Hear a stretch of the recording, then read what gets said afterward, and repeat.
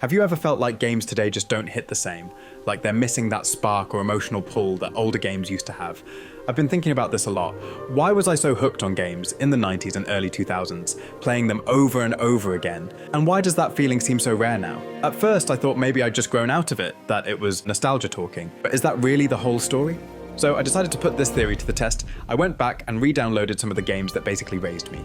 Need for Speed Hot Pursuit, Deus Ex 1, GTA Vice City, Quake 3 Arena, Half-Life, basically the greatest hits of my childhood and early teenage years. And you know what? I still loved them, and not just because I'd played them before. It was because of how they were designed. They didn't care if you were ready. They didn't hand you a map and say, here's exactly how to win. They trusted you to figure it out. They challenged me, and in a weird way, didn't care about my feelings. Turns out, it wasn't just that I got older. Games really did change. And today, I want to dig into what exactly changed, why it happened, and what it means for the games we play now. In the 2000s, games were designed with one thing in mind, making you work for it. They didn't care if you felt coddled or safe. They expected you to figure it out. And honestly, that was part of the fun. They didn't just throw hints at you like you were a lost puppy. They trusted you to explore, fail, and get back up again. Take Half-Life 2, for example. There was no constant stream of cutscenes or blinking arrows telling you where to go. You had to pay attention to piece together the story through the world itself, like a detective in a sci-fi fever dream. Or look at Deus Ex, which casually dropped codes in random conversations and notes scattered around, and expected you to actually write them down somewhere. It forced you to slow down, to really pay attention, and to own every little triumph. This kind of design didn't just make you feel like a passenger, it made you an active part of the world. The moment you remembered a keypad code and punched it in, it felt like you'd unlocked a secret meant only for you. It was these little victories, earned by your curiosity and stubbornness, that made games back then feel so alive. In arcade games like Need for Speed, winning actually meant something. If you wanted to progress, you had to learn the tracks and the mechanics. There were no participation trophies waiting for you at the finish line. If you didn't nail it, you didn't move on, simple as that. In contrast, a lot of modern games seem to hand out points and rewards like they're afraid you'll get bored and wander off.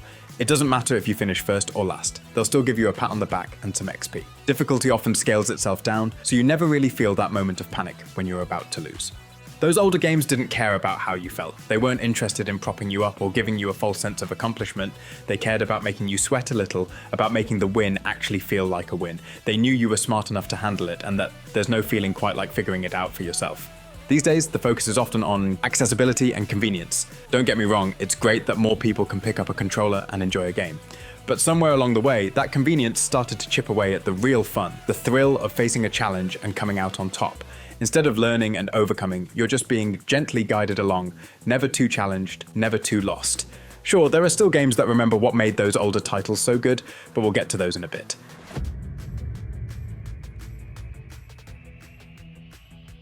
As the gaming industry evolved, corporate interests started to treat games less like art and more like cash registers that just so happened to involve dragons or race cars. One prominent example is the widespread adoption of Battle Pass systems.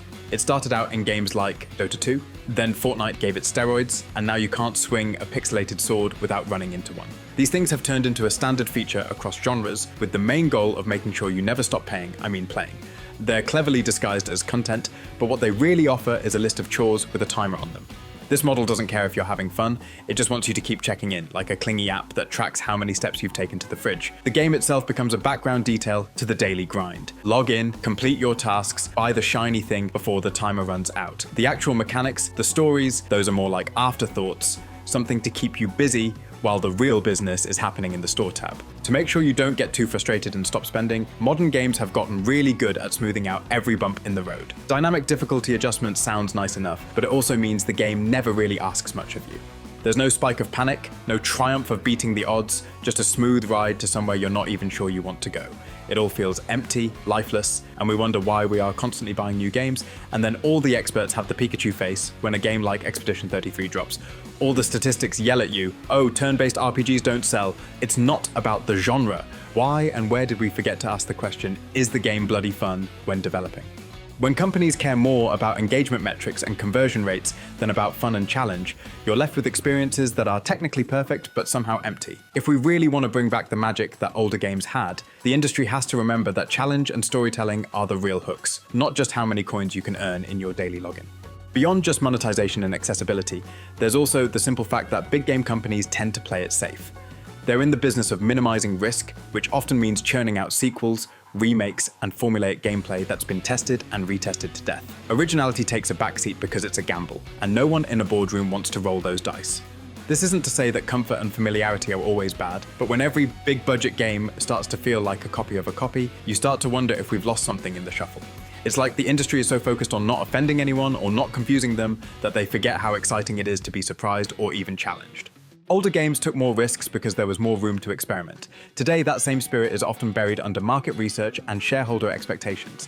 And sure, there are exceptions, some big titles that still manage to innovate, but for the most part, the AAA world is about as risk-averse as it gets. That's why so many of us find ourselves drifting back to smaller indie games or those older titles that didn't seem to care if they were too weird or too hard. Because when you're not worried about playing it safe, you're free to actually make something interesting.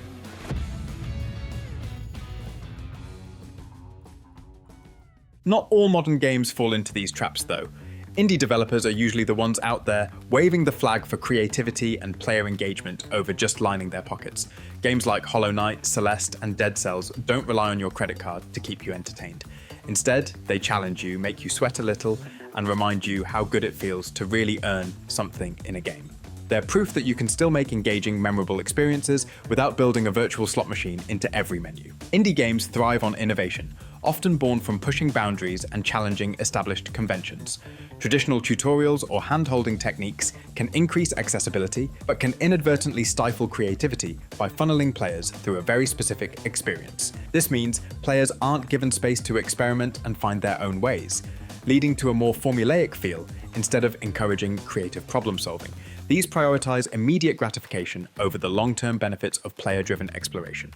Moreover, indie developers have been busy breathing new life into the immersive sim genre, the one that used to be the playground of big-budget games like Deus Ex, Prey, and Dishonored. These kinds of games put real choices back in your hands, in worlds that actually let you be creative, whether you're hacking doors are open, sweet-talking your way past guards, or just throwing a wrench at the problem and seeing what happens. Recent releases like Shadows of Doubt, a detective game in a procedurally generated dystopian city, and Control Alt Ego, where you solve puzzles by possessing everything in sight, are proof that there's still a lot of fun to be had when you let players off the leash. Then there's Journey, an indie game that redefined multiplayer by giving you a sense of connection with complete strangers instead of turning every interaction into a competition. You wander through vast deserts, silently forming bonds with whoever happens to be there, and somehow it feels more meaningful than your average multiplayer game these days. Indie games also don't shy away from tackling serious themes. Celeste, for instance, manages to combine tough-as-nails platforming with a story about mental health and self-doubt that's as heartfelt as it is challenging. It even added an assist mode that set a new bar for making games accessible without watering them down. Through all this, indie developers keep pushing back against the idea that games have to be built around monetization or cheap tricks to keep you playing. They're a reminder that games can still be fresh, personal, and deeply satisfying, even if they don't come with a battle pass. It's entirely possible to take all the fancy tech we have now and still hold on to what made older games truly captivating: mystery, atmosphere, and the freedom to figure things out on your own. That's what made so many of those games stick with us, and it's something that's often missing in modern titles. Take Elden Ring, for example. It's proof that players don't always need a glowing arrow pointing them forward. The world is massive, the challenges are real, but most importantly, it's full of moments where you're not quite sure what's waiting around the next corner. It's a game that lets you breathe in the atmosphere and soak up the feeling of being somewhere new and unexplored. This is a far cry from the approach a lot of modern games take, where the experience is meticulously mapped out and explained before you even get your feet wet. Too many games want to make sure you're never lost or confused, but that also means you never get that electric jolt of discovering something on your own. The quest logs, the objective markers, the endless pop-ups, they're all there to keep you on track, but they also take away any sense of surprise. Older games understood that the world itself could be the fun. The satisfaction didn't come from ticking boxes on a map. It came from mastering a tricky platforming section, figuring out how to make the clunky combat system work, or just messing around and seeing what the game would let you do. These games trusted you to find your own fun and gave you the tools to make it happen. Modern games could learn a lot from that. They could focus on making the mechanics themselves satisfying, giving players the freedom to try out weird strategies, and trusting them to handle it when things go sideways. Because the truth is, it's the messy, unpredictable moments that we remember the most. Not the perfectly guided tours with scripted victories, but the times we stumbled into something amazing because we were allowed to wander a little. If we can bring that back, we can keep the incredible tech we have today and still make games that feel as alive and memorable as the ones we grew up with. In the end, what I really miss about older games is the feeling of being alone but not lonely, the quiet thrill of figuring things out, the excitement of finally beating a tough level, because I actually improved, not because the game wanted me to feel good. Modern games, with all their hand-holding and constant rewards, seem to have lost that spark. It feels like I'm being coddled rather than challenged. I miss the times when games didn't care about my feelings, but still managed to make me care deeply about them. I hope that by remembering and supporting games that value skill, curiosity, and real challenge, we can bring back some of that magic and push games to be more than just safe and profitable. If this resonated with you, join our Discord where we can rant and complain about games as a group. Subscribing also helps me know if you like videos like this, and if you're into cozy puzzle games, I've got one on Steam, just waiting to give you a chill experience. See you in the next one.